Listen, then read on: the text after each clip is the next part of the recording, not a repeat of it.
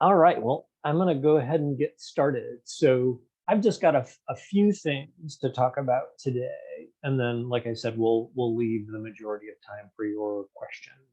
Um, so this is the momentum getting started webinar for the 17th of February 2023. And so today I'll be touching on a few different topics. The first kind of category of topics I'm going to talk about is a little bit about we recently did this migration to a tool called, it's actually a series of tools called Outseta that's handling a bunch of our backend things. And that's going to change a little bit, or has changed a little bit, some of the things that you all might be seeing in terms of things like accessing your profile, updating your billing information, the invoices that you're getting, and as well as some cool features like knowledge base, the help desk, and so on. So I'm going to be going over those things. I'll talk a little bit about some upcoming feature releases that we're getting ready to work on now that the migration is behind us. And then I'll spend a little time just talking about kind of the sort of my philosophy of the weekly view and why I think that's the one that most folks should start with, and how that relates to things like being the connection between sort of the project level and the task level, and how it aligns with your weekly calendar and doing kind of weekly block scheduling. So a few bits to cover there, and then, like I said, the majority of the time we'll leave open for your questions. So first thing I wanted to cover was, if you haven't seen it already, is the new profile area. So if you click here on, yours may be a photo if you uploaded your photo. If you click here and open this menu, which is kind of the profile user menu, and then click this profile tab, this opens up this new pop-up window. This is a little bit different than the slide out that we used to have, but it captures a lot of the same information and some additional information now as well for you. So this is kind of the core profile area. You can add a profile photo. We just put the little momentum bouncing M here. This is our teaching account. So we have an account for doing these webinars, essentially, that we can use as a play space for any of the stuff that we have, which uses our support email. You can change your email if you wanted to log in using a different email address. You can change that here, as well as being able to change your password here if you want to update it. You can also change your name if you want to, want Momentum to reference you as something different. The account information is really just billing address. So most of this you won't use, since everything that we do is virtual and we're not sending out a paper invoice or anything like that to you. The plan area tells you what kind of subscription you have and allows you to change that plan. So most everybody will have a Momentum standard subscription, and it'll either be the $10 a month one or the $100 a year one. This is where you can change between those. So if you decide, oh, I've been on the $10 a month plan, I know I'm going to be using Momentum for the year, I can switch and get the cheaper rate by buying it for the year.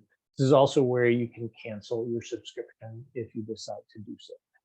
And then billing, this is where you would enter your credit card information to be billed. We don't charge for the trial period and don't ask for credit card information. So this would be where you would enter that. Once you leave the trial period, then you'll be asked to provide that billing information to continue with us and your subscription. That kind of gives you the quick and dirty of those areas that are somewhat different than what we had before, but hopefully a lot easier for you to follow and see what kind of changes you can make there. Speaking of invoices, when it's time for you to be billed for for Momentum, you'll receive an email invoice that looks about like this. And again, this is a $10 a month. It talks about sort of here's the span. So this is from the 16th of February to the 15th of March. The standard subscription, $10 a month, and the balance due. If by any chance you haven't entered information or need to update your payment information, you can do that by clicking on this little link there. And you can also download the invoice if you want to download it in a PDF to retain. All right. Any questions on any of that before I slide on over to the knowledge base? We are wondering if we happen to know, Steve, when we will start supporting Outlook, or if we have any projected idea about that. Yep. Let me. I'm gonna put a pin in that one because I will want to talk a little bit about the calendar integration, and I'm doing a section a little bit later about forthcoming feature releases, so that'll be a good time to talk. Amazing. Perfect. Yeah.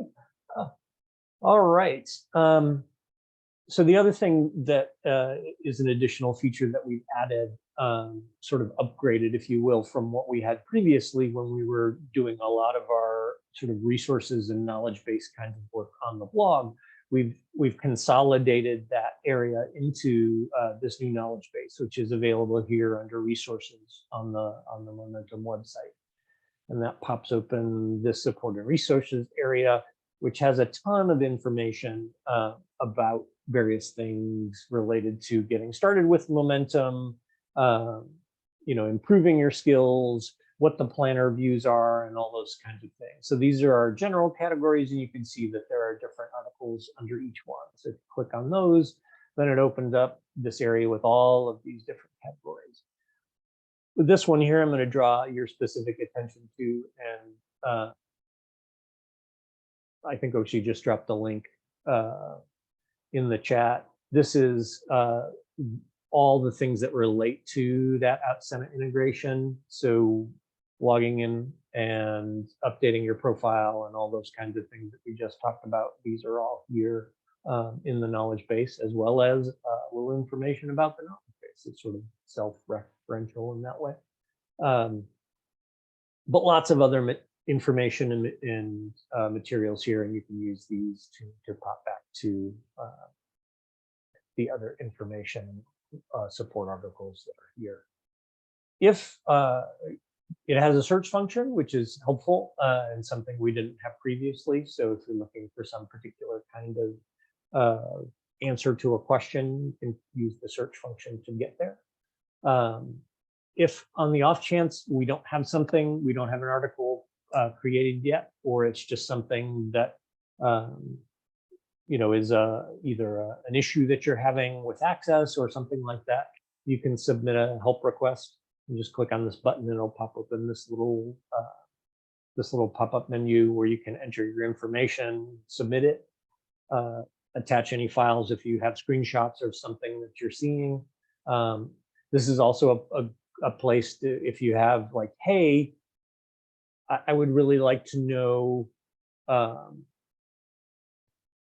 if you guys are going to do this kind of feature, it would be really helpful for me, or I'm noticing that I'm having this particular issue with the app, and I think it might be a bug. All of those things can be submitted via the help desk, and then we will parse them on our side and respond to you and get you an answer and let you know what, in the case of certain things, what we know when we know what will be happening with the app going forward. All right. So this is the time where I was going to talk a little bit about the forthcoming feature releases. So I said the Outseta migration took a good chunk of January and kind of slid into February some. But now that most of that is behind us, our development team is going to be recircling on some of the features that we were working on before. The primary one that we are putting in queue for this quarter and probably into next quarter, because some of them are fairly robust, is something called in-app onboarding. So it's essentially a walkthrough, if you will, of when you first enter Momentum, where for the first time, it will kind of take you through the process of setting up your first project, creating tasks, and working through each of the different components that make up Momentum as a way of introducing to you both the tool and the concepts behind it. So that will be one of the things that we'll be working on here over the next couple of months. Kind of more for the new folks than for the established folks. Another thing that is high on the list is what I'm calling a planning area.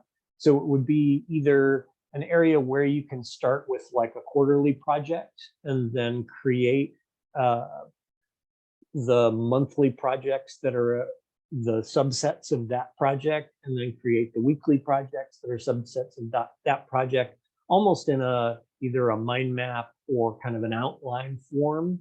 And then it populates the various pages, the various planner views with that project once you've kind of figured it out. The other option in the planning area is maybe you're more, that's sort of a top-down planner, what I just described. Maybe you're more of a bottom-up planner. And so you have this whole big list of tasks and you're trying to figure out, how do they all fit together into a project that I can do? The planning area you could use as just kind of a what we call an action item catcher. We have a PDF worksheet that we use for those kinds of things now, as a way of just capturing all those tasks that you've got to figure out what to do with.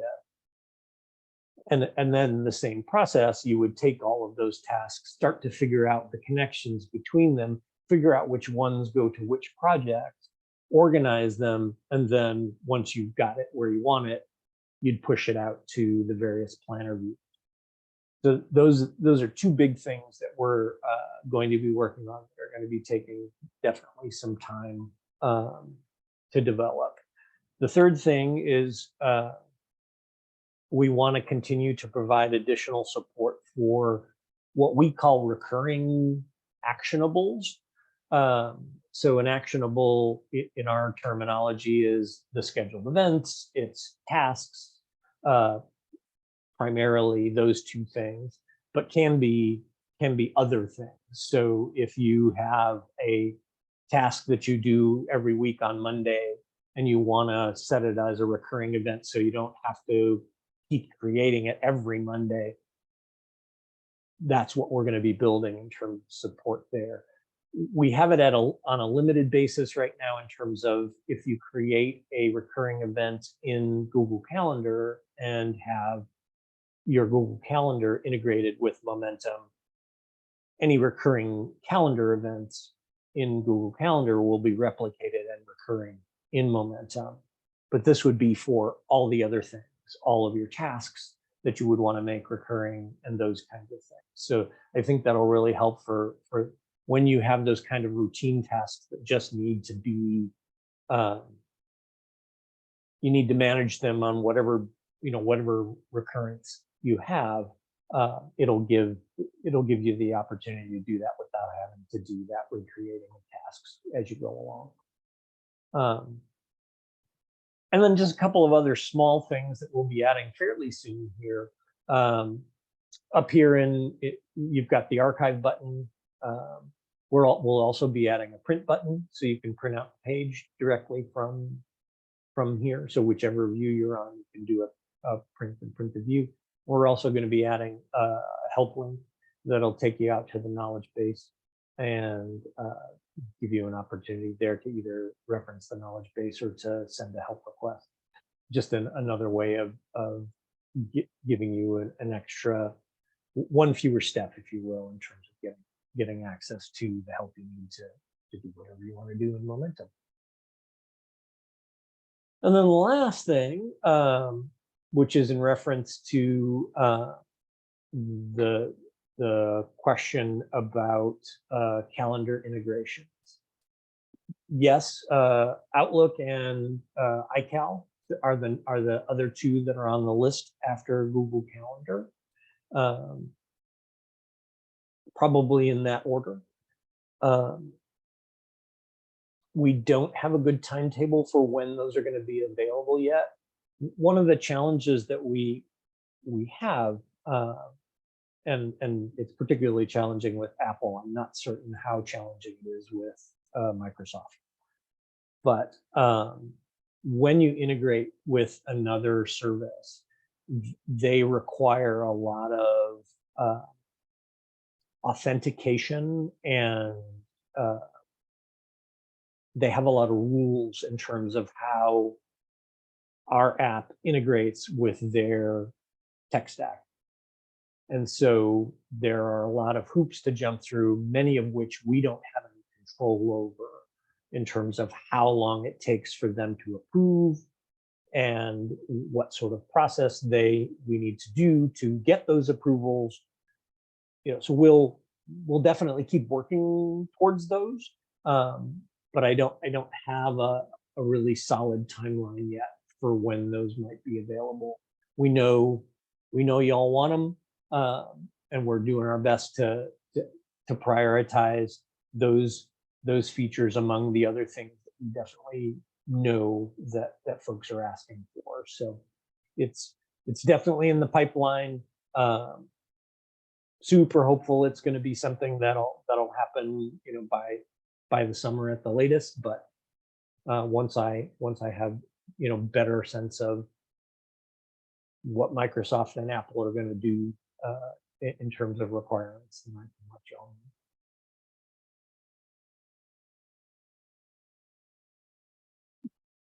know. So the last thing I just wanted to cover just briefly in terms of, and we're on the weekly project view here. And so you can set your, one of the things that you can do is you can set your planner to open to a different, a different view if you want it. So like in this case right here, preferred planner, you can set it to be monthly or daily as well. My encouragement to y'all is to keep it at weekly. Weekly is really the place where there's a nice mix between sort of the planning aspect of Momentum and the actually getting stuff done aspect of Momentum. It allows you to look at things kind of at a monthly level with the projects that you have organized at the monthly level, but it really makes them and breaks them down into sort of actionable chunks that you can actually do on a weekly basis without kind of getting lost in the weeds, sort of, for me, and this is my personal preference. For me, a lot of the time, the daily view is very task centric. And sometimes I lose sight of the bigger picture because I'm so focused and I'm in the weeds, and I'm so focused on get that task done, check it off, get that other task done, check it off. And I'm not seeing, oh, how do those tasks relate to the bigger projects that I'm trying to move forward?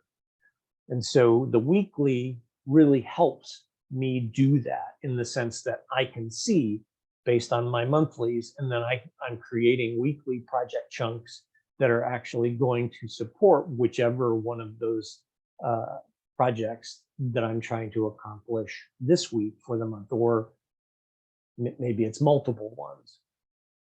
The other thing that I like about the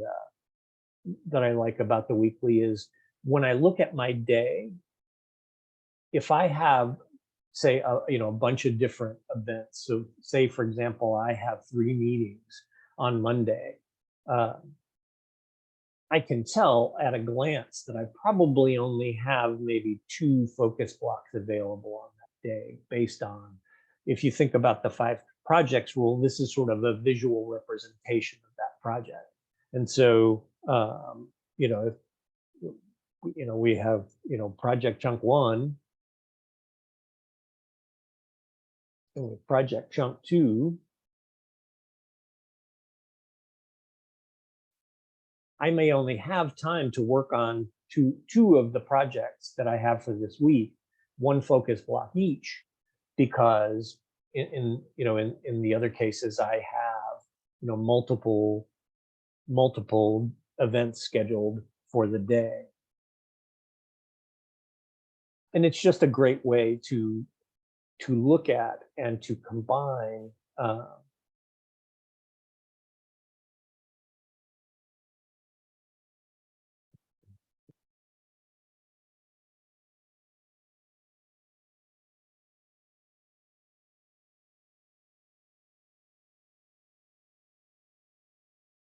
so for example, if I've got this meeting plus I've scheduled focus time for these 2 projects, I know that I might be able to squeeze in maybe another 1 focus block or maybe 2 focus blocks, depending, to help support what I'm doing.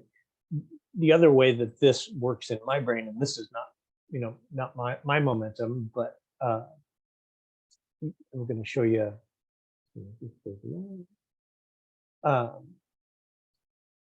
For me, this really stripes against then what my calendar is.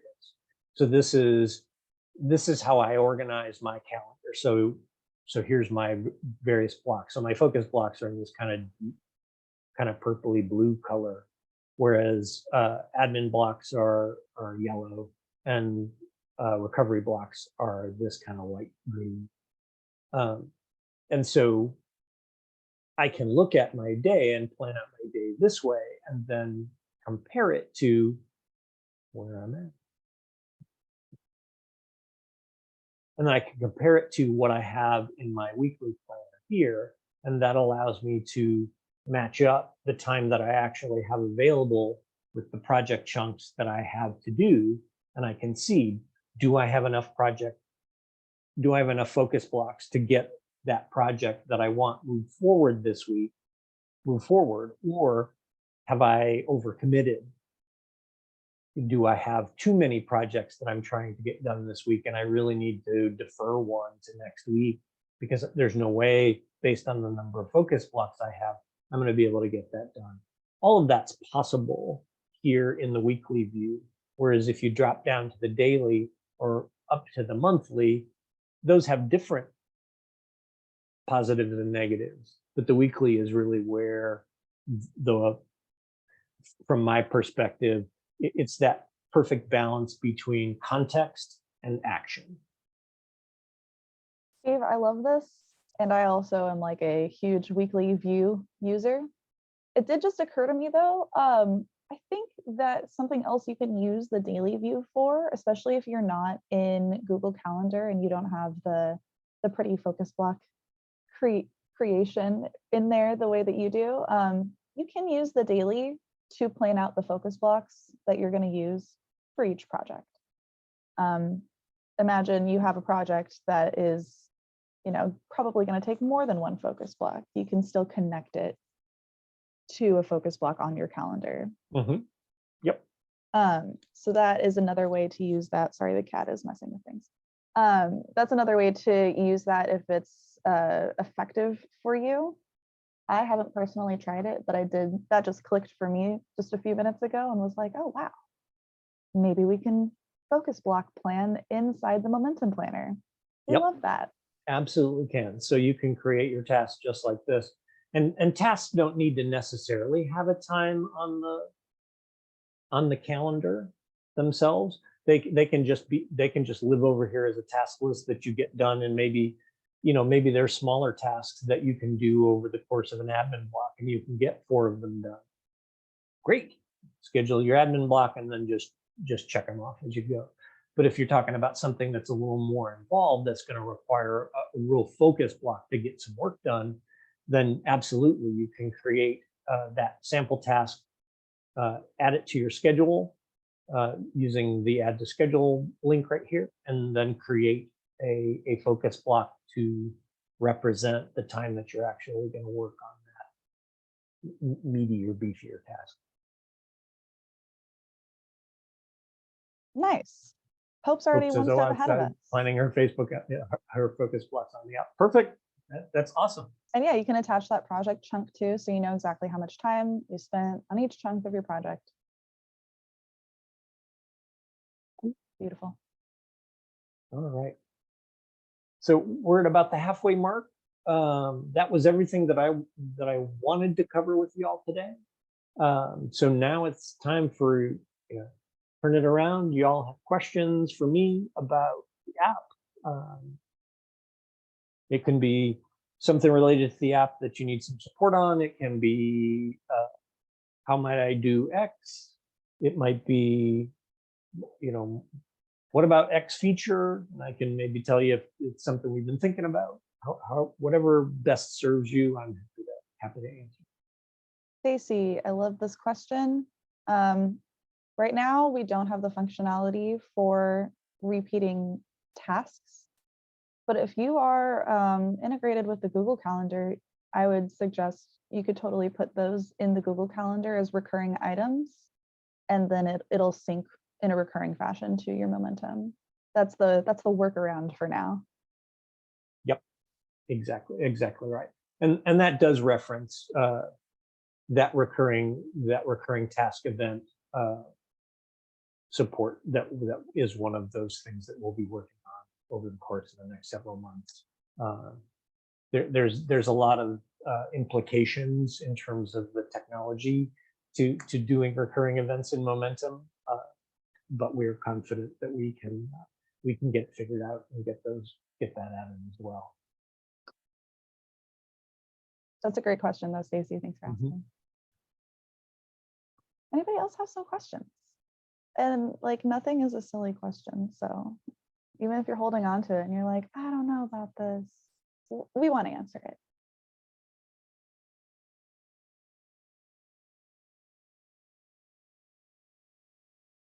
Something that I have been doing myself that I think has been effective for me using the Momentum Planner. Like Steve was saying, it's easy to get lost in the weeds and in the like daily tasks and getting all of the context for each project. But Momentum for me, I've been more of using that to schedule out the like project chunks in that weekly section. And then I actually use a separate task management system. We use Asana here at PF, but I also love like ClickUp, and I hear Monday.com is also really good for that. But it has been really helpful in me being able to like go to my planner, say, oh, I've got these things to do, go to Asana, and I'm like, okay, so these are the tasks that are gonna get done today, with all of the context and the links and the files and everything like in context for me in Asana. That way, when I'm actually sitting down and planning and projecting and trying to understand the scope of my day, I'm not getting like sidetracked and being like, oh yeah, that's right, that link, that thing. So it's a good way to keep the planning piece of it separate from the like action of getting the work done. But it's still been really effective in me actually being able to check things off. I love getting the emails at the end of the week or the beginning of the week that's like, you checked off 75% of your tasks last week. I'm like, yes. So if that's helpful to you, hopefully that can be something that you play around with. Lisa, I see you have a question. Feel free to unmute. You can share your video if you'd like to, and that's up to your comfortability though. What's your question? So I have a question about tasks that aren't necessarily tied to a project. And from what you just said, do y'all have plans to support that, or are you saying that should be a different tool? You can create a separate task, and oftentimes I will do that at either. I mean, sometimes I might have at the daily level a specific set of tasks that are just routines. They're not tied to any specific project. Everything from do laundry to take the trash out to take mom to this appointment or whatever it is. Those can be specific tasks that you track. And again, daily view for those is probably the right place. And so if we click into daily view, that's where you'd start adding whatever the tasks are that you're intending to accomplish on that day. They can connect to a project via a project chunk, but they don't have to. And actually, go ahead. I'm sorry. So I tried doing that, but the problem that I ran into was finding them again. So to go back and either move them to another day or check them off, they they fell into a black hole where I couldn't find them easily. So this is where my encouragement to use the 10-15 split comes in. Oshi can drop you a link to that article. This is where you spend time at the beginning of your day getting yourself set up for the day, and you spend time at the end of your day planning for the next day. And so setting up that process so that at the end of your day, you're reviewing the current day's tasks to see which ones you completed, which ones you didn't. And then for those that you didn't, that you can then defer those tasks to the next day. So this, I'm gonna do a sample task here and save. And so it's you on need to today. Share your screen. Oh, that's right.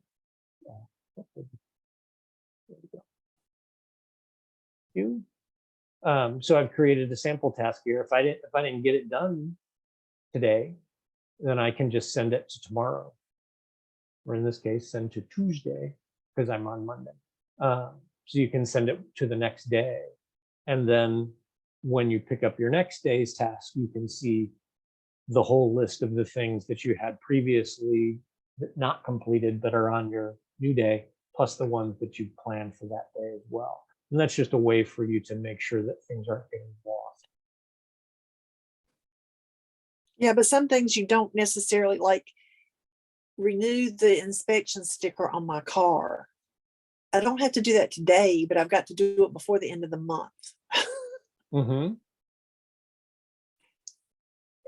Those kinds of something things like that would become a monthly project instead, Lisa. So it stays sort of at the top of your list. You don't have to connect anything to it or anything, but if you make it that like monthly project, it'll end up showing up on your weekly page each week of the month. So then you wouldn't lose that from week to week. Okay. I just think of that as a task more than a. It definitely is more of a task. Yeah, it is more of a task. Let me think here a second. I had to do the same thing recently, Lisa, and I did not put it on my planner, which I should have. Finding the right place for it. I think probably what I would do is I would try to identify the day that I'm most likely to do that task. So for example, if it's, for example, I know that today I would never be able to go and get my car registration done. I'm booked. And I look at my calendar for the next couple of days next week, and I'm like, okay, probably the earliest day that I could do that would be next week, Wednesday. I would put that on next week, Wednesday as a task. Or I might do it as a weekly project for that week if I think, okay, that's the week I'm probably going to get it done. I don't know which day in that week I'm going to get it done, but I'm probably going to get it done at some point during next week or the week after. Right now we don't, and this kind of goes back to this idea of having sort of that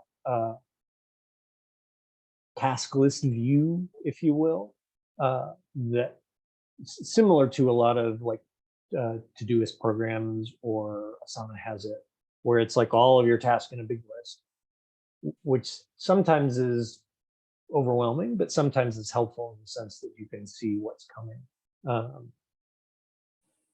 one of those things, that those planning areas that we've talked about, is a way to do that in terms of putting all of your tasks into a single view and being able to see them, and then sort of connecting the dots for those that go to projects. But then for those that don't, you're just assigning to when, which day you reasonably think you can get it done.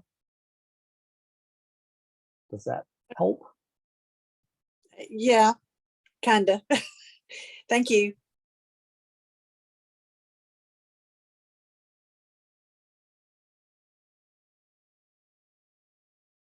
I always appreciate these webinars because they bring up ideas and they bring up functionality and things that we may not have Mhm. thought about otherwise, or that we didn't realize were as important as they are.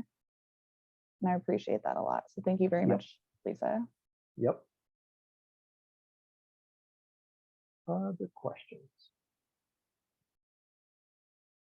I did share another link down here, not just the 10-15 split, but also the idea of CAT, which is cleanup, archive, and trash. I think something changed for me whenever I finally sort of realized that there's like an end part to all of my projects also. And so like setting aside that time to do that cleanup, archiving, trashing, sort of clearing the decks for either the next day or the next project, that concept has been helpful for me, and it might be helpful for you too. So I will share the link there for you.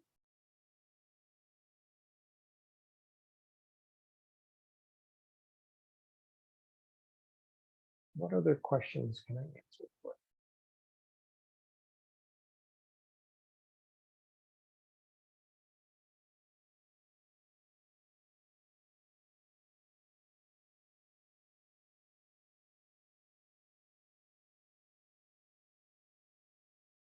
Right, Hope? It's also fun to say, because cat.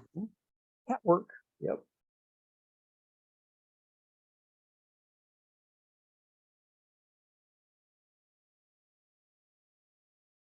And the nice thing about CAT is it works at the project level, but it also works at whatever time scale you want. So if you wanted to say, I take some time at the end of the week to clean up, archive, and trash anything that I created, sort of the mess that I created over the course of my week, I can do that.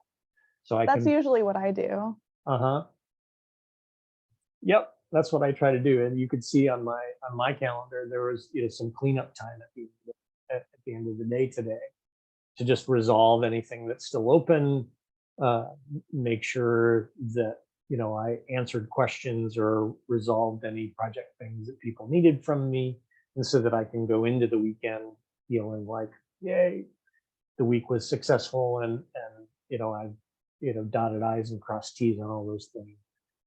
That's what CAT is for, and what the 10-15 split is for. It's that idea of sort of closing the loop on whatever time span you're talking about, whether it's the day, the week, or the month. And that just helps you both close out something, celebrate those accomplishments, and kind of then clear the deck for the stuff that you're going to be working on and whatever the next time horizon is.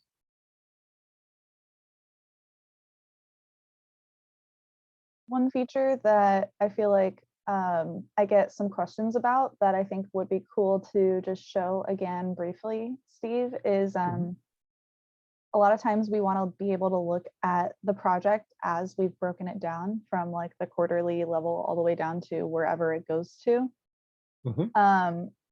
We don't have a current way to do that. That is on the roadmap. We want to make sure we have planning space for people, but we have a workaround. And the workaround is actually to use the archive function. It seems counterintuitive, but it definitely is the most effective way to be able to see each piece of your project and how they relate. So Steve will show you some of that. Yep. So this one is archived, but you can see that Update Personal website has the review website design, and then has a task focus block review design on WordPress, all related to it. So if you had And you can do that with any project or task that you have. So let's go up to. You don't even have to go through the whole archive process. I think just Nope. even the button itself works. Yep. So in this case, if you just go to archive, it'll show you any of the attached items right below it. And then you don't have to archive it, actually, you just cancel out. But it gives you a list of all the things that are related to that. Like in this case, it's a monthly project that has some things below it. And so that's an easy way for you to see, oh, that's really the scope of this whole monthly project that I have. And I've got all these tasks that are associated with it. At least as a stopgap measure until we get that planning area built for y'all and for us, because we want it to.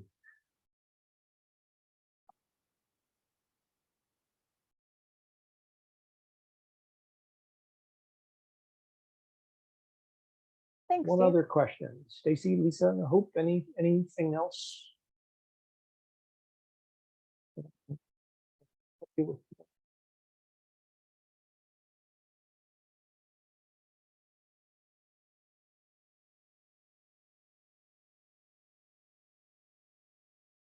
If you haven't looked at it yet, a lot of this information is also available in our knowledge base. Did you show the knowledge base yet, Steve? I did. Yep. Awesome. It's Here right is here. the link for y'all in case you want to check that out. We've got a lot of our blog posts and informational like how-to sort of stuff is in here. Whenever the webinar is finished processing later, that'll live right in here. So you can always review it if you need to.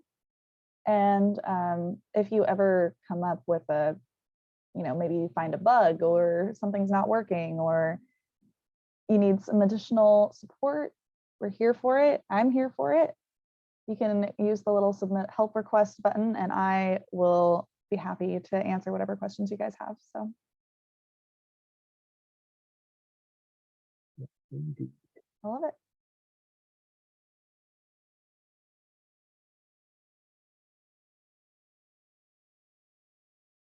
My pleasure. Questions, Heather and Sandra? I didn't see my screen was smaller. Any questions from you all? It looks like everyone is feeling pretty complete. We won't force you to ask questions if you don't want to. Nope, not at all. Just want to make sure that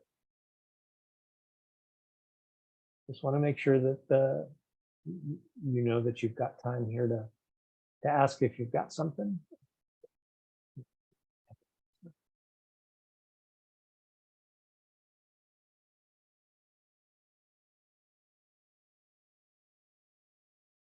Well, if nothing else, then we will give you a few minutes back in your day. Yeah, love it. Thank you all very much for joining me today. I appreciate it. Yeah, exactly. Yep. Spend some time in Momentum or reading up on knowledge-based stuff. And certainly, as Oshi said, as questions come up, we are here for you. Happy to answer any follow-up questions that might come up. I know that I tend to be the sort of person that's like, as soon as I get off the call, then it's, that was the question I was going to ask. So if you're like me in that regard, you can always submit the help request and shoot your question to us and we'll get it answered that way. Awesome, everyone. If you have any other questions that come up between now and next webinar, which will be on March 3rd, you can also send in that question and I'd be happy to cover it at the next webinar. I don't think we have the link available yet, but that'll be on March 3rd, same time, same day. I did have a question. What did I miss on Monday? Like, is that monthly momentum call? Yeah, like, can you just talk to that for a little bit? Yeah, the monthly momentum call is definitely separate from Momentum, like the app using. But I totally forgot about that. We had that already this week. It's been such a long week. We talked about A few things. Let me pull up my highlights. What were they? I may have sent out an email already. Oh, good. I think, I mean, like, is it a monthly call that is more about the planning that you've done in Momentum, Oh, I or, see. yeah, or only, and this is why I asked, because I coded it differently for Momentum app stuff. So I'm sitting here going, That's huh, okay. maybe it wasn't the same, but yeah. It's not the same. So monthly momentum calls are productive flourishing. Those are open to the public. Coaching calls that Charlie has hosted for the last, like, oh man, it's been like 10 years. And those happen on the second Monday of every month. And those are definitely more related to the coaching questions that you have, leadership questions that you have, places where you might be stuck in your business or in your development with your career, where you want to get some assistance from Charlie and Angela, maybe just some insight or some insight or things that you might want to talk about regarding things like burnout, regarding how to effectively manage your business or your time. That it's a lot more productivity related and a lot less momentum broad. related. Yeah, So exactly. the momentum webinars, and we will definitely think about rebranding these things too. Too many similar names. We've talked about it, yes. But so the so monthly that works momentum because I calls, have those said it. are PF, and all of these webinars, the momentum webinars, those are for the use of momentum and for you guys to come bring your questions and for us to share like the methodology and understanding of momentum. Planning, exactly. Yep. Using the app, understanding aspects of momentum planning and how it might apply. Those kinds of things. So more specific to kind of the tools and techniques, whereas the MMC is really broader concepts, can be, broad questions about, what team struggles, personal challenges, personal productivity challenges, entrepreneurial things, how do I increase my sales? Those kinds of things. Should I do this project next in my business or this project? Awesome. Thank you all so much. We will catch you the next Thank time you. around. Thank you so much. See you soon, Heather. Have a great weekend. You too. Bye. Thanks for joining us, guys.